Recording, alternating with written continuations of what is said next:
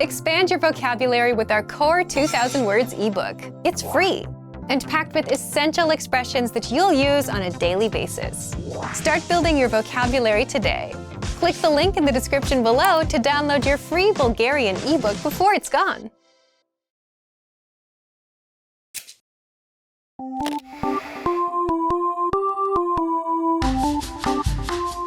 Здравейте, аз съм Ива. Освобождението на България и Съединението на България се допълват от трето събитие, което в крайна сметка създава истинската автономност на България. Това е обявяването на независимостта на България, което става на 22 септември 1908 година. На тази дата, която се отбелязва по стар стил, българите празнуват своя Ден на независимостта на България. В този урок ще разкажем за това какво се е случило на 22 септември 1908 година и как се празнува Денят на независимостта на България. Знаете ли какво означава стар стил и каква е разликата между стар стил и нов стил? Ще ви покажем отговора в края на това видео.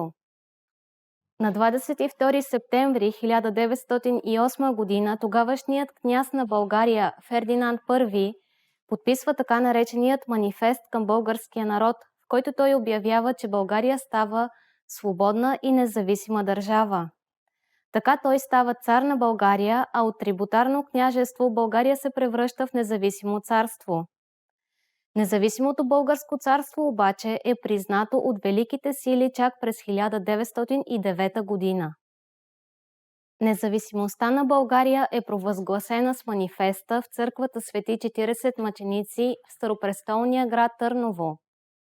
Затова и днес празнуването на Деня на независимостта на България се отбелязва тържествено в град Велико Търново, както и във всички други по-големи градове. На 22 септември се правят няколко официални събирания за почитане на празника. Например, това са тържествен водосвет и поръсване на бойните знамена в църквата Свети 40 мъченици в Старата столица. Пред църквата винаги се събира множество и манифестът на цар Фердинанд I се прочита отново тържествено. На крепостта Царевец се издига националното знаме на България. Празничен концерт и заря са сред типичните събития на този ден.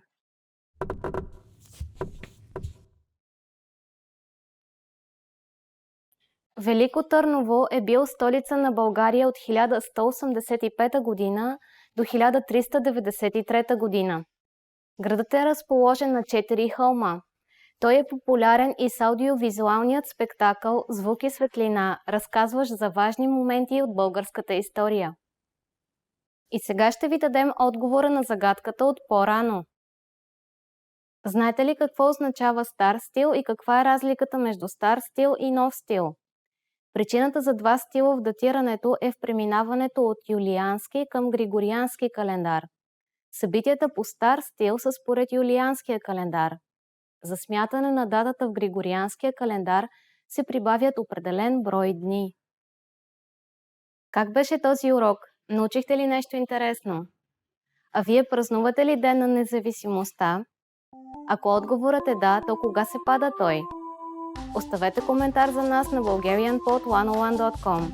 И така до следващия урок!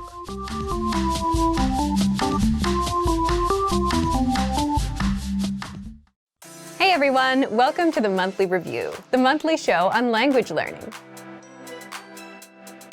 where you discover new learning strategies, motivational tips, study tools, and resources.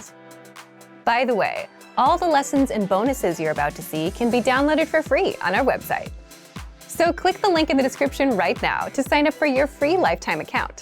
Okay, today's topic is how to learn a language in 2022.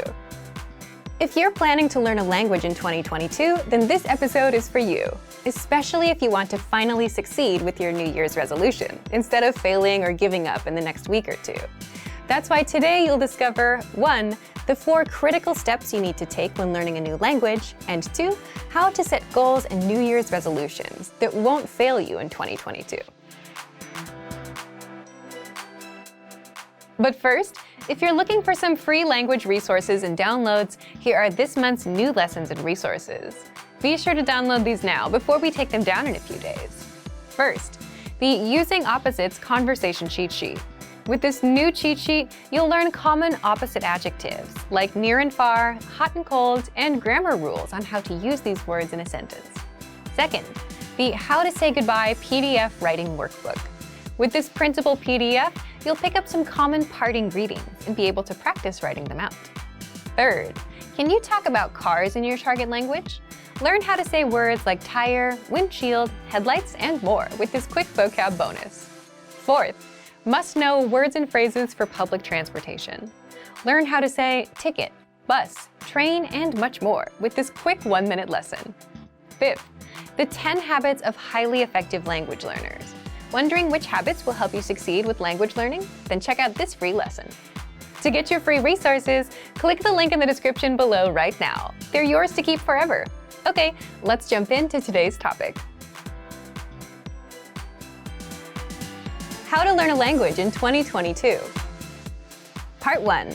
The 4 critical steps you need to take when learning a new language.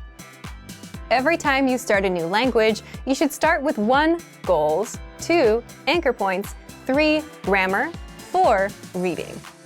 What are these 4 steps, and why do you need them to succeed with language learning? Let's jump in.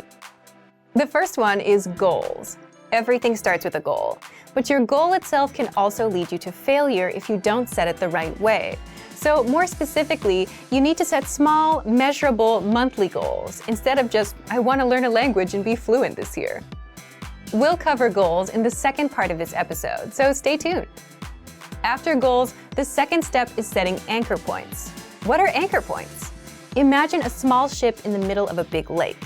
It's windy, lots of waves, and the ship is bobbing up and down, drifting all around. What would you use to stop the ship from drifting away? An anchor. And just like an anchor keeps the ship in place, anchor points keep you from drifting away from your language. So an anchor point is a connection to the language that keeps you attached to the language and motivated to learn the language. One great example is language school. Imagine you signed up and paid thousands of dollars up front. Paying that much would motivate you to make the most of your time there. It's also a big commitment, one that you can't easily back out of. And school dictates your schedule. You have to wake up early, you have to do homework. Your life revolves around the classes. And as such, language school and the language itself become anchor points that your life revolves around.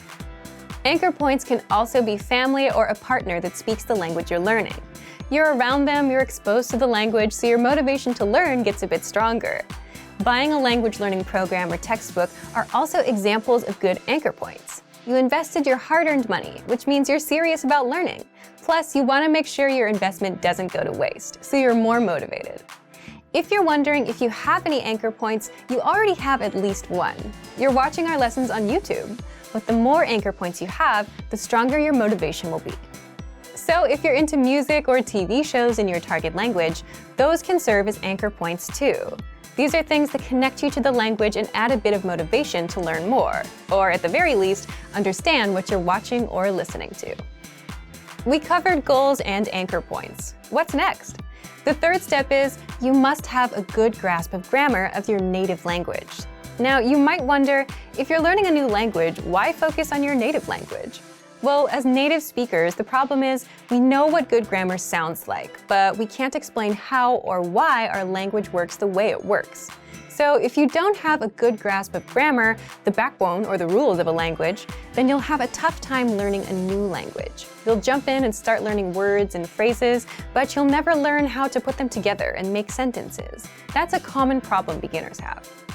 Now, if you already know the grammar of your native language, how do you apply that to your target language? For example, if you're an English speaker, and if you know that English sentences follow the subject, verb, object pattern, and if you know that languages have specific sentence patterns, then you'd go look at patterns. Then you'd have a good idea of how to create your own sentences, instead of learning random words first. Finally, the fourth step is reading. Reading is good simply because you can do it anywhere, anytime, and without a teacher. It's a skill you can get started on day one, on your own. Reading also tends to spill over into other areas. The more you read, the more words and grammar rules you come across, so you boost your vocabulary and grammar, which can seep into speaking and listening. If you read out loud, you're practicing 2 skills at once. Now, we've covered what you need: goals, anchor points, reading, and grammar. Setting anchor points, knowing your own grammar, and reading are simple enough, but how do you set goals that don't lead you to failure? Part 2.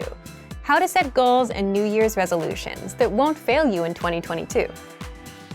The goal that you set can make or break your language learning journey, so setting the right goals makes all the difference between success and failure. Just think about all of the common New Year's resolutions. What comes to mind? Goals like, I want to be fluent someday. I want to speak the language. I want to lose weight. I want to save more money. These big, vague goals often lead to failure because you simply have no idea how to approach the goal and you don't know what you're aiming for. Instead, your goals should be small, measurable, and monthly. For example, speak 1 minute of conversation by the end of the month. Learn 100 words by the end of the month. Finish Chapter 1 of your language textbook by the end of the month.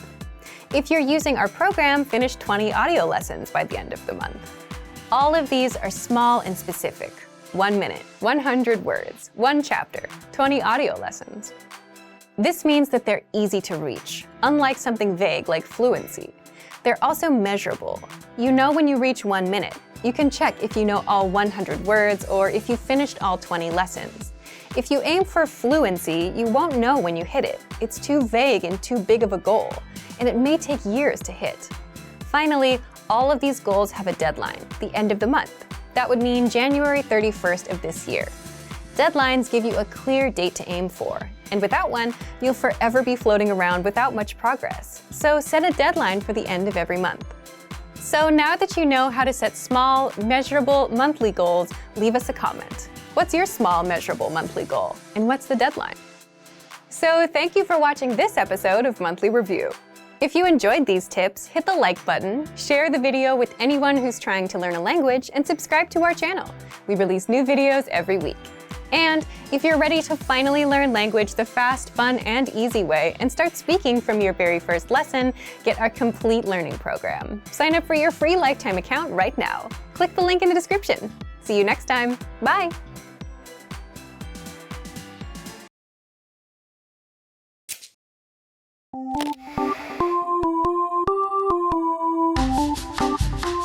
Здравейте, аз съм Ива. В България има специален празник, посветен на народните будители. Това са книжовници и революционери, хора, които през различните епохи са помагали за просвещението на българския народ. Този празник се отбелязва ежегодно на 1 ноември. В този урок ще научите повече за това как се отбелязва Денят на народните будители в България. Като какъв още празник се чества Денят на народните будители в България? Ще ви покажем отговора в края на това видео. Денят на народните будители е официален празник на България и той се отбелязва ежегодно с факелни шествия. Празникът възниква като начин за ознаменуване на делото на хората, които са помогнали в национално-освободителното движение в страната. Ролята на такива хора във възраждането и подкрепата на българския дух през трудните исторически събития е много важна. Кои са народните будители, почитани на този ден? Това са, например, свети Иван Рилски, Паисий Хилендарски, Васил Левски, Христо Ботев, Иван Вазов, както и много други личности, допринесли за развитието на България през различните епохи. Църковният празник, на който се почитал Денят на свети Иван Рилски, се превръща в официален празник под името Ден на народните будители.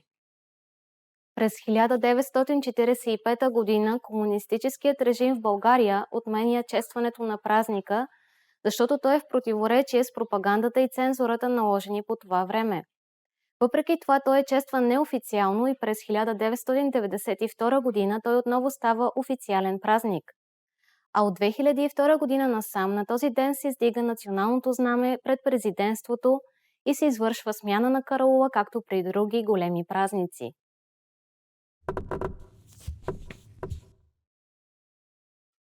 Денят на народните будители е неприсъствен за всички учебни заведения. Вместо това българите ученици и студенти правят шествия, а музеите отбелязват деня с вход свободен. И сега ще ви дадем отговора на загадката от по-рано.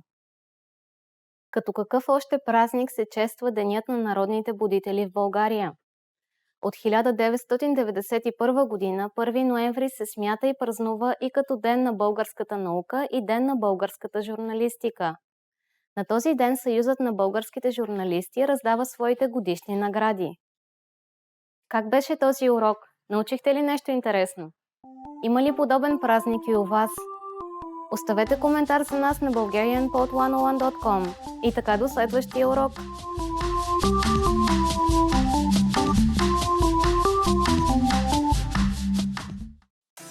Hey everyone, welcome to the Monthly Review, the monthly show on language learning, where you discover new learning strategies, motivational tips, study tools, and resources. By the way, all the lessons and bonuses you're about to see can be downloaded for free on our website. So click the link in the description right now to sign up for your free lifetime account. Okay, today's topic is, can busy people actually learn a language? You yourself probably have an answer to this question, right? But whether you can or can't actually has a bit more to do with your mindset than anything else. And in this guide, you'll discover 1. Is it possible for busy people to learn a language and the mindset needed? 2. Mental bandwidth, the one thing that can make or break your language goals. And 3. 5 mindset tricks to make time for language. But first, if you're looking for new free language resources and downloads, here are this month's new lessons and resources. Be sure to download these now before we take them down in a few days. First, the Talking Online PDF cheat sheet. Learn the must-know internet slang and all the internet-related vocab and phrases in your target language with this PDF cheat sheet. And second, the 40 words and phrases for ordering food writing workbook. With this free resource, you'll pick up must-know words and phrases for the restaurant and practice writing them out as well. To get your free resources, click the link in the description below right now. They're yours to keep forever. Can busy people actually learn a language? Part 1. Is it possible for busy people to learn a language and the mindset needed? So, can busy people actually learn a language? What do you think? Leave us a comment and let us know. As much as we want to say yes, it's more of a yes or no depending on the person. Why yes? Yes, because many of our members are busy and are learning with our system. And some of you who are watching also fall into this camp. But it also depends on the person because it's more of a mindset thing. Either you think you have time or you don't. For example, many of our members fall into the group of can learn and can find the time, even if they're busy. If you're busy and still want to learn, if you look around, you can always find 5 or 10 minutes a day, like on a commute. Now, if your mindset is the opposite, if you think you can't learn a language or you don't have time, you won't even try, even if you had a resource that was proven to work. Part 2. Mental bandwidth, the one thing that can make or break your language goals. And if you think about it, if you had all the time in the world but felt like you couldn't learn a language, you wouldn't try either. Again, this is why it comes down to the mindset and why it all depends on each individual person. Either you think you can or you think you can't. But it may not always be this black and white either. It can also depend on your mental bandwidth too. Think back to your school days, those few days before exams. It got really busy and you had to stop everything to study, right? You were probably thinking, if I can just get through studying this week and take the test, then next week I can finally start relaxing and doing other things. And if someone asked you if you wanted to hang out, you would say no, because you're busy. But chances are you still managed to spend at least 30 minutes on YouTube or social media. Meaning you did have some time, even if you were busy. But the test was occupying your mind and taking up all that bandwidth. So it's also possible that we just don't have the mental bandwidth because we're overwhelmed. And this is a genuine reason for not being able to learn when you're busy. Don't worry, in the next part, we'll show you how to get some bandwidth so that you don't feel overwhelmed. Part 3. 5 mindset tricks to make time for language. So if you've gotten this far, you understand that it is possible to start learning a language, even if you're busy, that you can find the time, but it mostly comes down to your mindset. So how can you develop the mindset? So when you're too busy, it feels like you're overwhelmed and like you don't have control of your time. Well, there are a few things you can do to gain some control of your time, have some breathing room, and learn a bit of language. First, always set small, measurable goals. This is something that we talk a lot about here. For example, learn for 10, 15, or 20 minutes every day. Learn 100 words in 1 month, which means learning 3 to 4 words a day. And the mindset behind this is just being realistic with your goals and what you can do. Because if you're busy, you may not have 1 or 2 hours. And this is a strict rule, especially when starting out with new goals and languages. Always stick to small, measurable goals. Second, lowering your goals and expectations is okay when things get super busy. If you couldn't learn all 100 words for the month and only got up to 40 or 60, that's okay. If you tried learning on Monday and Tuesday but skipped Wednesday and Thursday, that's okay. Sometimes you have to shift priorities, and prioritizing things is a secret to a successful life. You may not get to the goal you wanted to achieve today, but you can get to it next week. Third, it's okay to put language on pause if life gets in the way. Just like with that last point, you can always come back and reach your goal a little later. We often see learners put language on pause, come back later. Some even come back years later. But the key is to come back. Fourth, avoid the all-or-nothing mindset at all costs. And an all-or-nothing mindset is something you'll see in beginners and perfectionists. When you have this mindset, you'll say, language learning requires hours, so there's no point in learning for a few minutes today. But something is better than nothing, and even 5 to 10 minutes of review adds up in the grand scheme. And in the grand scheme, it's more important to be consistent, even if it's just for a minute a day, rather than study for hours once a week. The brain just doesn't work that way. Fifth, do you have a slowdown or relaxing routine that you do on the weekends or whenever you have free time? And if you didn't do it, you'd feel overwhelmed? Leave us a comment and let us know what it is. For some, it could be reading, watching TV, or going to a cafe and doing nothing for a bit. You're there on your own, you don't have much to do in front of you, even if it's just 10 or 15 minutes. And if you're settled, you start feeling in control. And that's the point you have some mental bandwidth. You can start doing some time management and plan your week out. You can put in a few minutes of language learning. But if you don't slow down and if you feel overwhelmed, you could have the easiest possible way to learn a language. And you still wouldn't do it.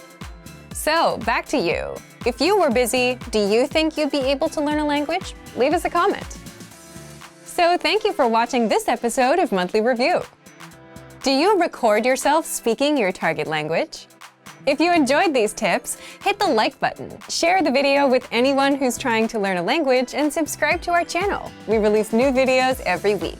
And if you're ready to finally learn language the fast, fun, and easy way and start speaking from your very first lesson, get our complete learning program. Sign up for your free lifetime account right now. Click the link in the description. See you next time. Bye!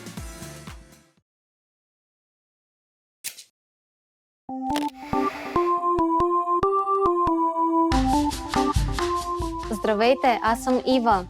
В България един от най-тачените празници е 24 май или както е известен Денят на българската просвета и култура и на славянската писменост. В този урок ще научите повече подробности за този ден и защо и как българите празнуват 24 май. Знаете ли каква е връзката между глаголицата и кирилицата, която се използва в днешно време? Ще ви покажем отговора в края на това видео. 24 май е ден на българската просвета и култура, а също така и на създаването на така наречената глаголица, която е вид писменост и всъщност представлява първата славянска азбука. Тя е създадена от братята Кирил и Методий, наричани още Солунските братия. Те са използвали глаголицата за записване на преводите на Библията и по този начин са помогнали за запазването на културното наследство на бъдещите славянски народи. Денят на българската просвета и култура и на славянската писменост започва да се чества за пръв път в епохата на българското възраждане, като ден за почитане делото на братята Кирил и Методий. Така този ден става един от начините българите да покажат своето признание и преклонение пред образованието, науката и културата. През 1990 година той става официален празник на Република България. Химн на този празник е песента «Върви, народе възродени», която бива изпълнявана всяка година на честванията на 24 май. Празненствата включват тържествени програми с музикални изпълнения на хорови песни и на народни танци. Обикновено училищата и университетите имат празнична украса и венци и цветя, както и богата културна програма. Много често се организират и шествия с участието на ученици и преподаватели.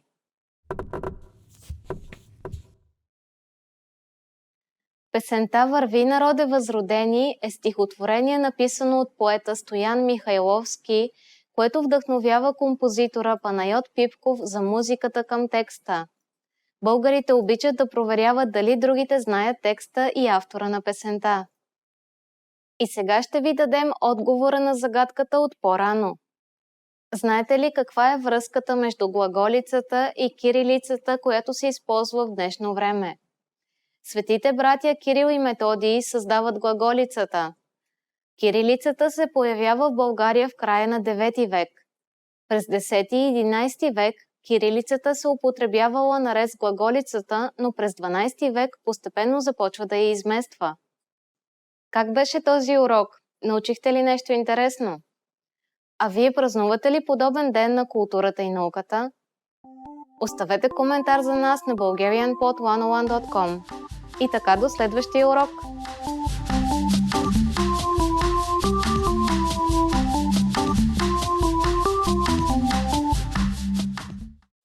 Hey everyone, welcome to the Monthly Review, the monthly show on language learning, where you discover new learning strategies, motivational tips, study tools, and resources. By the way, all the lessons and bonuses you're about to see can be downloaded for free on our website. So, click the link in the description right now to sign up for your free lifetime account. Okay, today's topic is, are you an introvert or an extrovert? And how to speak more of your target language.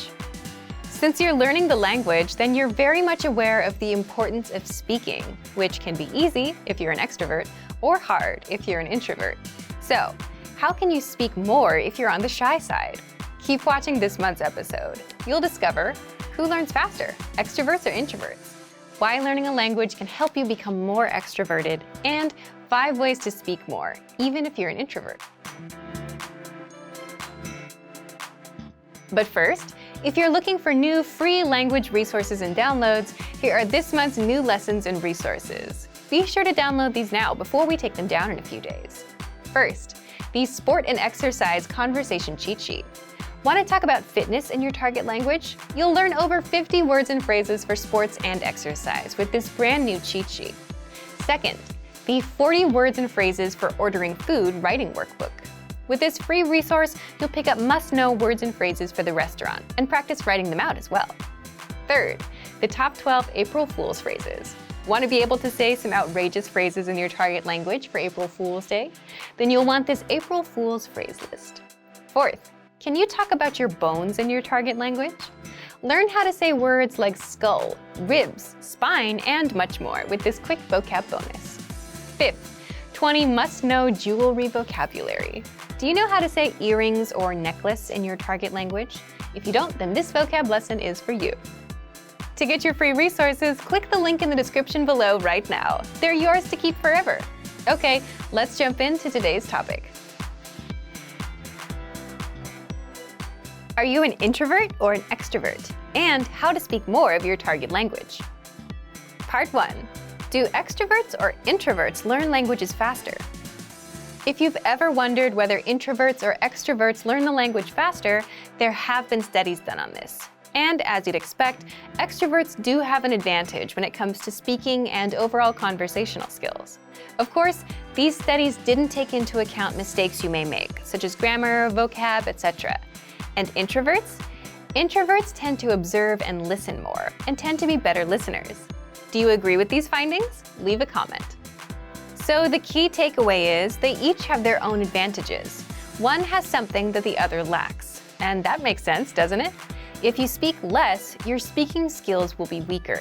And if you want to just speak a lot, you get good at speaking but miss out on the other skills, like listening and reading. So unfortunately, you can't really say who learns faster based on personality alone, just that each one has their advantages and disadvantages. But personality aside, success with a language will always depend on your attitude towards learning itself and how much time you put in. The person that has a better chance of becoming fluent will always be the one that puts in more time to learn, practice, get feedback, adjust with the feedback, and not so much about whether they're extroverted or introverted. But what if you're an introvert who wants to be able to speak more? Is there a way to become more extroverted? Part 2. How to speak more, even if you're an introvert. There are ways to become more extroverted, at least more than your usual self. How? Well, first, by learning a language. When you learn a language, you have a natural desire to connect with native speakers, even if you're shy. Also, native speakers tend to be very supportive and welcoming when you're trying to learn their language. So even if you're shy, it's kind of hard to stay shy in the long run when the people you speak with are so encouraging. In your native language, even if you know a million ways to start a conversation, you might not try to speak to someone because you're worried about whether you have something clever to say or the timing or some other social aspect. But in another language, where you may only know a few phrases, you're not bogged down by that. You just do the best you can with the few phrases you have. Plus, learning a language alone gives you a chance to reinvent yourself. To learn another language is to acquire another soul, as the quote goes. So, learning a language alone puts you on a path towards becoming more extroverted. But if you want specific tips, here are 5 ways to speak more, even if you're an introvert. Number 1. Learn how to listen like an introvert. How can this help you to speak more? Introverts tend to listen more, and the better listener you become, the better questions you can ask, which results in a more meaningful conversation, which also means more speaking time for you. So you can speak more, even if you consider yourself an introvert, by listening well and asking relevant and pertinent questions. By the way, if you want to learn how to ask questions, then check out our top 25 questions you need to know, where you'll learn all about what to ask and answer regarding the most common conversational questions.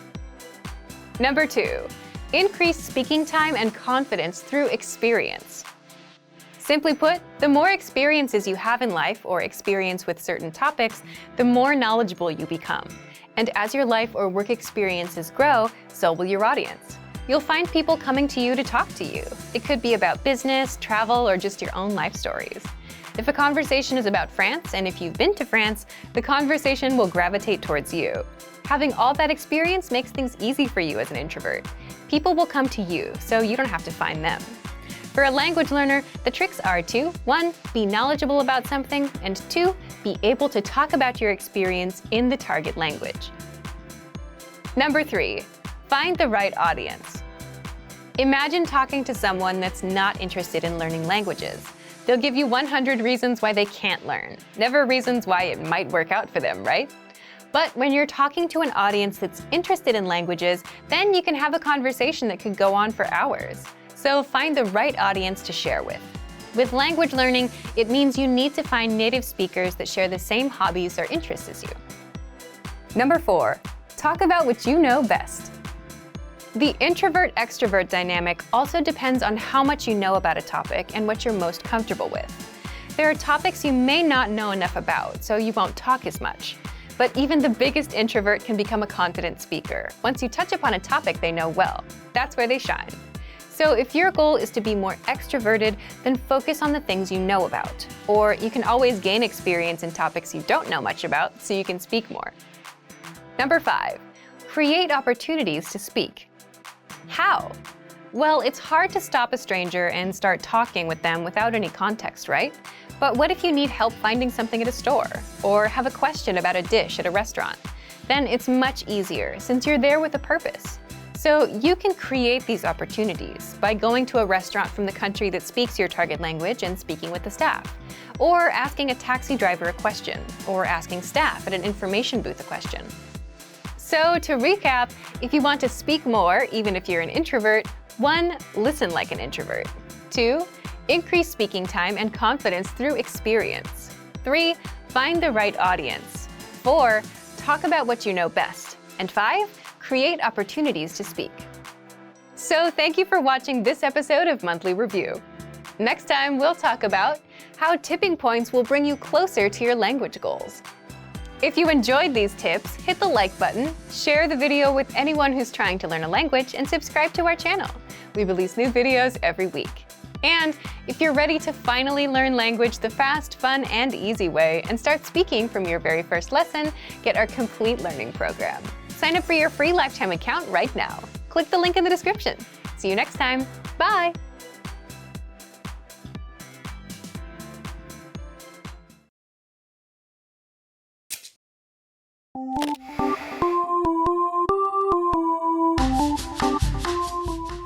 Здравейте, аз съм Ива. Освен освобождението на България, българите празнуват още 2 важни празника, свързани с историческите събития около свободата, целостта и независимостта на българския народ. Единият от тях е Денят на Съединението на България. Той се чества на 6 септември. В този урок вие ще научите какви събития са се случили на 6 септември и защо той се смята за важен ден в историята на България. Кои части от съвременната територия на България са някогашните Княжество България и Източна Румелия? Ще ви покажем отговора в края на това видео. Съединението на България е акт необходим за целостта на българската държава.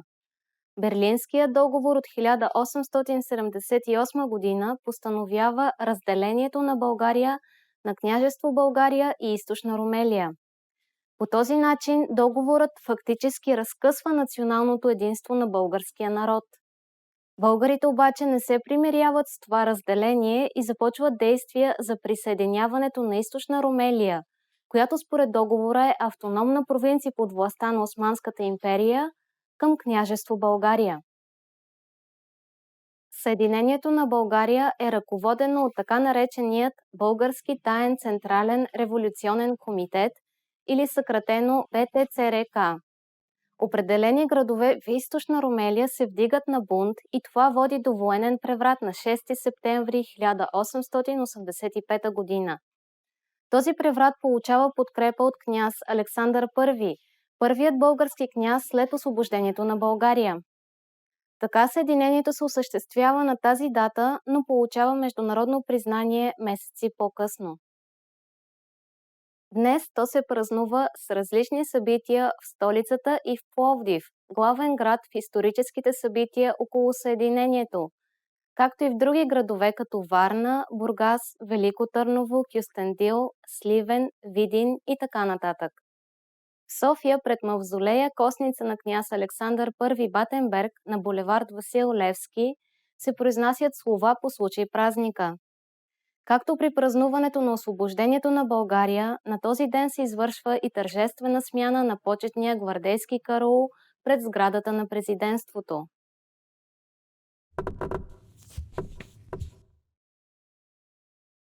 На 6 септември само формално се установява управлението на Източна Румелия от княз Александър I. Години по-късно, когато се признава независимостта на България, съединението придобива истинска сила. И сега ще ви дадем отговора на загадката от по-рано. Кои части от съвременната територия на България са някогашните Княжество България и Източна Румелия? Въпреки че името Източна Румелия създава впечатлението, че това е източната част на България, всъщност Източна Румелия е част от съвременната Южна България, простираща се между Стара планина и Родопите. Как беше този урок? Научихте ли нещо интересно? Има ли събитие в историята на вашата родина, което да има подобно значение? Оставете коментар за нас на bulgarianpod101.com. И така до следващия урок! Expand your vocabulary with our Core 2000 Words ebook. It's free and packed with essential expressions that you'll use on a daily basis. Start building your vocabulary today. Click the link in the description below to download your free Bulgarian ebook before it's gone.